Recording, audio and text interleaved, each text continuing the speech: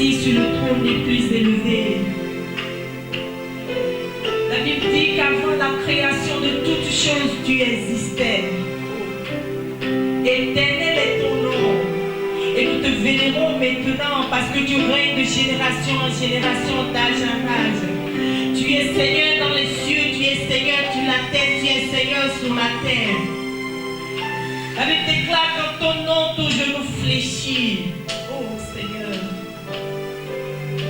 reçois la gloire, s'il vous plaît. Reçois l'honneur, Seigneur. Reçois la magnificence éternelle, toi qui vis éternellement. Ton nom c'est je suis. L'Éternel des armées, celui qui était, qui est et qui vient. Le seul, l'unique, l'incomparable Dieu. Celui qu'on ne peut jamais le succéder sur son trône. Oh. Nous, Seigneur, reçois notre adoration maintenant. D'un cœur reconnaissant, nous te disons merci pour la grâce que tu nous accordes de nous approcher de toi maintenant. Jésus est le roi. Jésus est le roi. Que le monde veuille ou ne veuille pas. Jésus est le roi. Jésus est le roi. Jésus est le roi. Que le monde veuille ou ne veuille pas. Jésus est le roi. Jésus est le roi. Jésus est le roi des rois. Jésus est le roi. Jésus est le roi. Que le monde veuille ou ne veuille pas. Jésus est le roi. Jésus est le roi. Jésus est le roi. Oh, Jésus est le roi. Jésus est le roi. Que le monde veuille ou ne veuille pas. Jésus est le roi.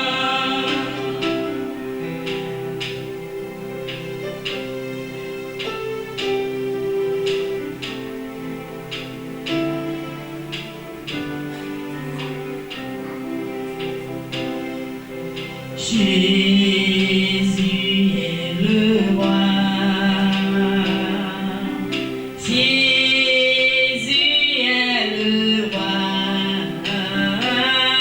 Que le monde veuille ou ne veuille pas. Jésus est le roi. Jésus est le roi.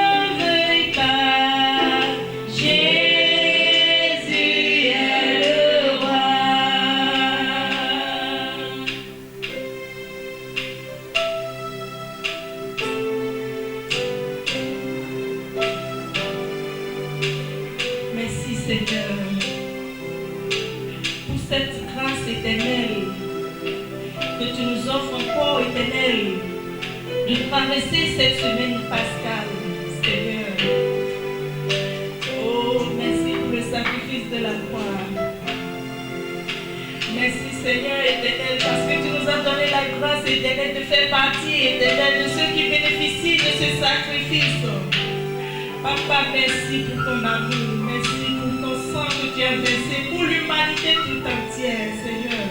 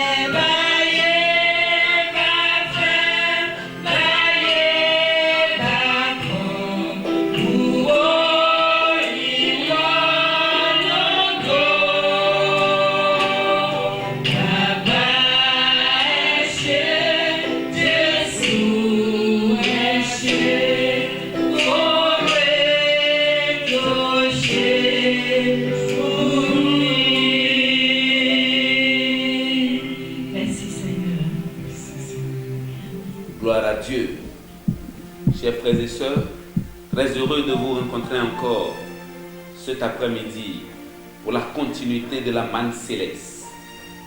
Je vous exhorte à vous incliner pour la prière. Notre Père, notre Dieu, l'Éternel des armées qui a fait les cieux et la terre, nous te sommes reconnaissants pour la grâce que tu as donnée à tout et chacun de nous d'être encore en vie et d'être à tes pieds pour pouvoir recevoir la manne céleste. Sois béni, Père. Alors ce soir, Papa, nous voulons te confier notre séance et la gérer pour ta gloire, pour que l'honneur et la gloire soient à toi. Merci, Papa. C'est au nom de Jésus-Christ, nous avons prié. Amen. Alors ce soir, comme vous le savez, les mercredis, nous sommes à l'enseignement, à l'étude biblique, et nous enseignons sur l'adoration que Dieu accepte. Mais depuis hier dimanche, nous sommes rentrés dans la semaine pascale et cela nous amène à réserver notre séance de l'adoration que Dieu accepte pour la semaine prochaine. Cela nous amène maintenant à aller dans la Bible, dans le livre de Matthieu, le chapitre 21.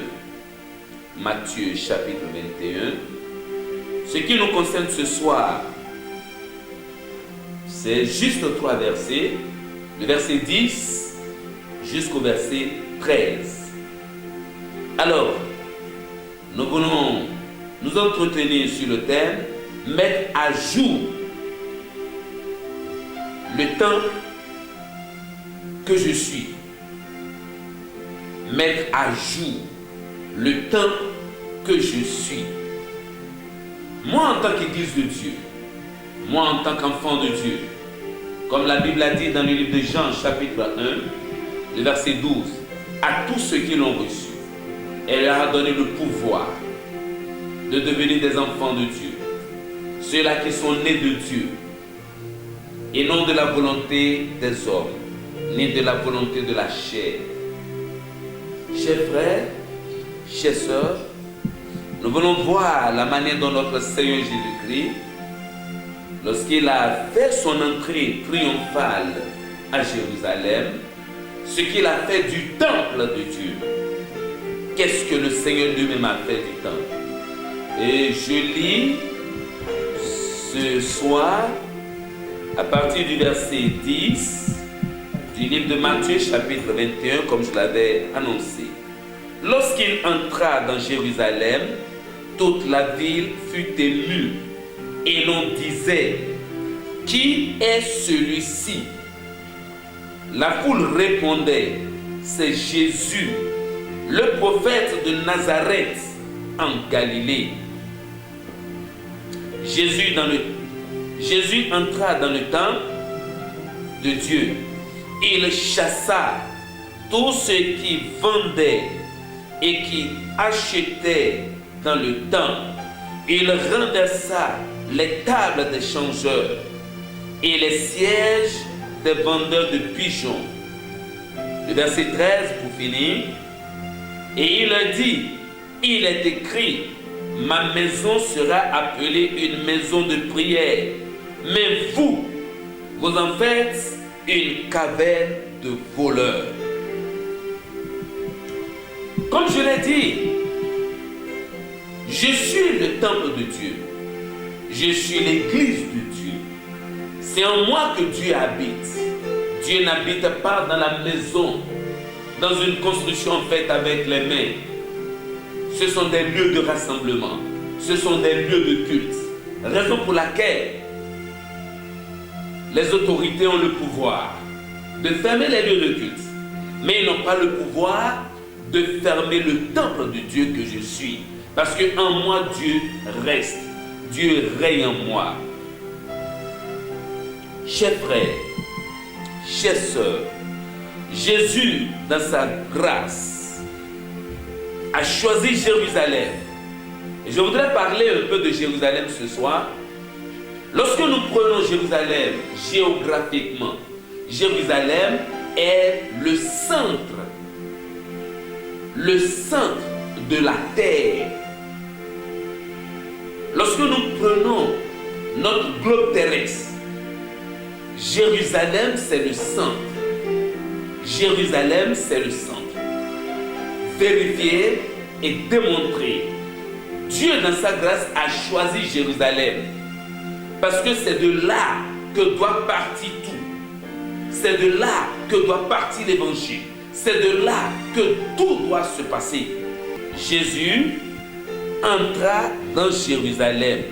Toute la ville fut émue et l'on disait, qui est celui-ci? La présence de Jésus impacte les gens. La présence de Jésus amène l'homme charnel à tourner le regard pour voir, mais qui est celui-ci? C'est le Fils de Dieu, l'agneau,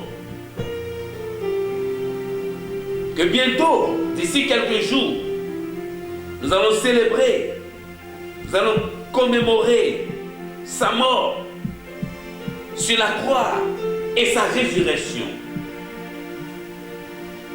Il fit son entrée dans Jérusalem. Ma première question est de savoir, est-ce que le jour que tu as accepté Jésus, est-ce que quelque chose s'est passé en toi? N'oublie pas, je n'ai pas dit le jour où tu es allé à l'église. Je n'ai pas dit le jour que quelqu'un t'a invité à une séance. Mais le jour où Jésus a trouvé la place dans ton cœur. Le jour où Jésus est rentré lui-même dans ton cœur. La Bible dit, lorsqu'il entra dans Jérusalem, toute la ville fut émue et l'on disait, qui est celui-ci? La foule répondait, c'est Jésus, le prophète de Nazareth en Galilée. Les gens ont reconnu que Jésus-Christ, il est le Fils de Dieu. Il est Dieu fait chair. N'oublions pas dans le livre de Matthieu, le chapitre 1, il est écrit qu'on lui donnera un nom. Et c'est Emmanuel, Dieu avec nous. C'est-à-dire, Dieu fait chair est venu habiter au milieu de nous les hommes. Il rentra dans Jérusalem. Sa présence a impacté le monde. Sa présence a impacté Jérusalem. Sa présence a impacté tous ceux-là qui sont là. C'est de la même manière, mon frère, ma soeur. Puisque Jésus t'habite, ta présence quelque part doit impacter les gens. Ta présence quelque part doit impacter le monde. Ta présence quelque part doit changer la situation. Ta présence doit amener la lumière dans l'obscurité. Ta présence doit amener la joie, la paix, le bonheur. Parce que Jésus est en toi. Parce que Jésus t'habite.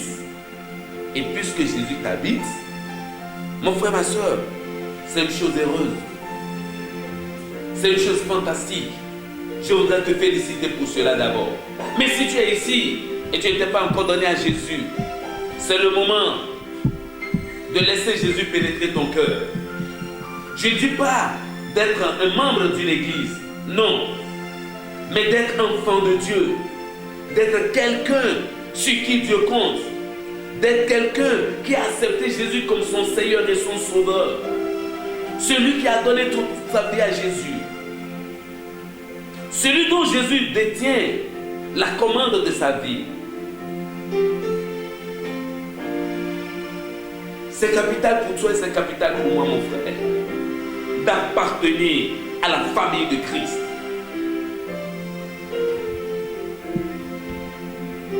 La foule répondait, c'est Jésus le prophète de Nazareth. Une fois que la foule a accepté qu'il est le prophète de Nazareth en Galilée, il doit accomplir une mission. Le verset 12 me dit, Jésus entra dans le temple de Dieu. Il chassa tous ceux qui vendaient et qui achetaient dans le temple. Il renversa les tables des changeurs et les sièges des vendeurs de pigeons. Jésus renversa les tables. C'est une seconde fois que Jésus entre dans le temple et le purifie de l'iniquité. Et vous savez, dans le temps passé, pour la purification, nous avons besoin d'un animal. Dans le temps passé, dans l'Ancien Testament. Mais regardons comment Jésus a fait. Pour la purification du temple, au début de son ministère, il était entré dans le temple. Il a pris, il a déballé le parchemin, il a fait la lecture, il est reparti encore s'asseoir. C'était le début de son ministère. La deuxième fois maintenant, c'est pour purifier le temple. Chers frères, chers sœurs, tu peux voir dans le livre de Jean, le chapitre 2, arrivé à la maison, tu vas faire cette lecture. Du verset 13 jusqu'au verset 22.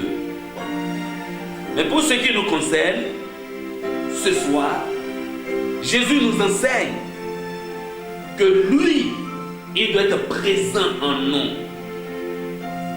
Et s'il est présent en nous, nous sommes appelés à mettre à jour le temple que nous sommes, le temple que je suis, Raison pour laquelle nous avons dit nettoyer et mettre à jour le temple que je suis. Puisque je suis le temple de Dieu, le Seigneur Jésus habite en moi. Je dois mettre à jour ce temple. Je dois nettoyer ce temple. Je dois permettre à ce que le Seigneur Jésus soit toujours heureux, soit toujours dans la joie. Je dois permettre à Jésus d'être fier de moi. Mon frère, ma soeur, dans le temps de Jésus, les gens quittaient un peu partout pour venir à Jérusalem, pour venir dans le temple. Ils venaient pour acheter les brebis pour pouvoir faire le sacrifice. Ils faisaient des échanges de monnaie. Ils ont transformé le temple de Dieu en un lieu de commerce. Ils ont transformé le temple de Dieu en un lieu d'échange. Mon frère, ma soeur, ceux qui portent le nom de Christ doivent savoir que l'hypocrisie, les intérêts personnels, l'immoralité, l'irrespect manifestés dans la maison de Dieu provoquent le jugement et la juste indignation de notre Dieu. Christ est le maître de son Église et il exige qu'elle soit une maison de prière. Lorsque nous voyons ce qui se passe aujourd'hui dans le monde, beaucoup ont transformé les rassemblements des enfants de Dieu en un lieu de business, en un lieu de commerce, en un lieu de vente de charité, en un lieu de beaucoup de choses. Ils ont oublié que Jésus veille sur son Église. Il exige que l'Église soit une maison de prière. Ta vie entière doit être une maison de prière. Partout où tu passes, tu es appelé à impacter le monde. Mais si tu n'es pas un homme de prière, si tu n'es pas une femme de prière, comment tu vas impacter le monde? Avant d'être la maison de Dieu, avant d'être une vie qui impacte, mon frère, l'hypocrisie ne doit pas être là. C'est pour cette raison, cette semaine pascale, c'est une semaine de révision. Toi et moi, nous devons voir les comportements passés. Comment Jésus a géré ma vie? Est-ce que le péché n'a pas dominé ma vie? Est-ce que le péché n'a pas trouvé place en moi? Est-ce que l'hypocrisie, mon frère, la jalousie de mon frère, la jalousie de ma soeur n'a pas trouvé place en moi? Est-ce que l'irrespect ne caractérise pas ma vie spirituelle? Est-ce que la fornication n'a pas trouvé place? Est-ce que l'immoralité n'a pas trouvé place? Tu dois voir ta vie, mon frère, et tu dois réviser tout cela. Et ce soir, confesser tes péchés à Jésus. Confesser tes péchés. Confesser tes péchés. Et nettoyer ta vie. Je te dis, tu peux être enfant du pasteur. Tu peux être diacre ou diaconesse. Tu peux être ancien de l'église. Tu peux même être révérend pasteur. Tu peux être président de la dénomination. Tu peux être quelqu'un qui finance l'œuvre de Dieu. Mon frère, si ta vie n'impacte pas, tout ça là c'est ici-bas. Non. Tu dois voir qu'est-ce qui se passe en toi. Qu'est-ce qui se passe en moi. Est-ce que Jésus est content de moi? Est-ce que la gloire de Dieu se manifeste à travers ma vie? Chers frères, chers sœurs, Jésus renversa les tables. Jésus renversa les tables. Là où Jésus reste, le péché ne doit pas habiter. Alors ce soir, je voudrais à ce que tu vois comment tu gères ta vie. Le verset 13 dit, et il leur dit, il est écrit, ma maison sera appelée une maison de prière, mais vous en faites une caverne de voleurs. C'est pour satisfaire ton ventre.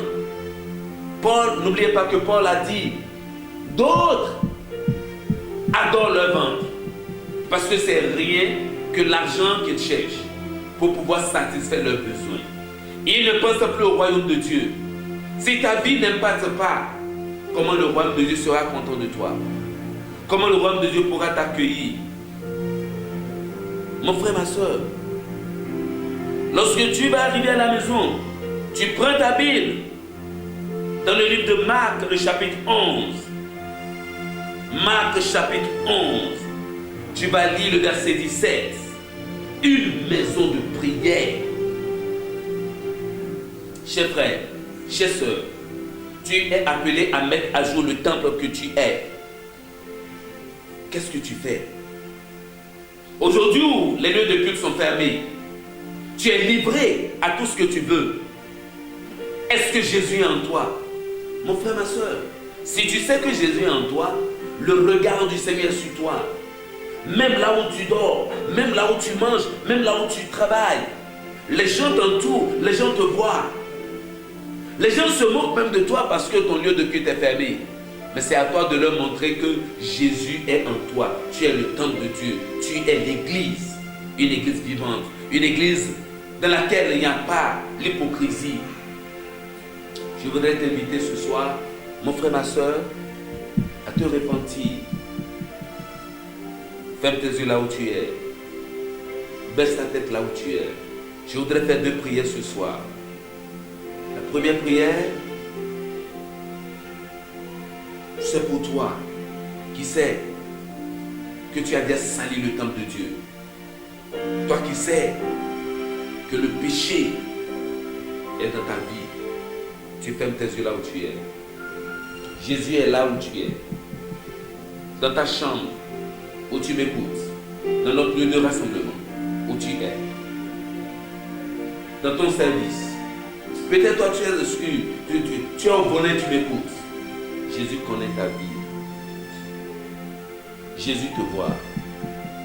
Ferme tes yeux là où tu es. Observe ta vie. N'aie pas peur de lui confesser tes péchés ce soir. N'aie pas peur de lui confesser tes péchés. Il est juste et fidèle. 1 Jean 1, 9, on nous dit, si tu lui confesses tes péchés, il est juste et fidèle pour te les pardonner, pour te purifier, pour te sanctifier. Seigneur, je prie pour quelqu'un qui est en train de confesser ses péchés. Veuille le purifier, mon Dieu, mon roi. Le sang que tu as versé sur la croix de Calvaire, que ce sang le lave, que ce sang le purifie. Transforme-le réellement, Seigneur Jésus, en ton temps, pour que par lui, il puisse impacter le monde. Pour que par lui, il puisse impacter le monde à partir de maintenant. Merci, Seigneur. Au nom de Jésus, j'ai prié. Amen. Le deuxième sujet que j'ai, c'est pour toi qui est malade. Ce soir, je voudrais prier pour toi. Tu es malade là où tu es. Tu sens des problèmes dans ton corps, des malaises dans ton corps. Ce soir, je voudrais prier pour toi. Je voudrais prier pour toi. La Bible m'a dit que je vais imposer ma main aux malades et ils seront guéris. Par la foi, je t'impose ma main. Toi qui m'écoutes et qui es malade, je t'impose ma main ce soir. Et je commande que toute malaise, toute maladie qui a pris possession de ton corps soit réprimandée au nom de Jésus. Reçois la guérison. Reçois la guérison. Reçois la guérison. La puissance de Dieu est en moi. Et je déverse cette puissance dans ta vie ce soir. Reçois ta guérison. Reçois ta guérison. Et lève-toi et marche. Comme Jésus l'a dit. Ainsi soit-il. Au nom de Jésus, j'ai prié. Amen. Merci Seigneur de nous avoir exaucés ce soir. Merci de nous avoir béni ce soir. Merci d'avoir amené quelqu'un à nettoyer et à mettre à jour sa vie. Sois béni, Père, et continue la marche avec nous. Merci parce que tu l'as fait. C'est au nom de Jésus-Christ nous avons prié. Amen.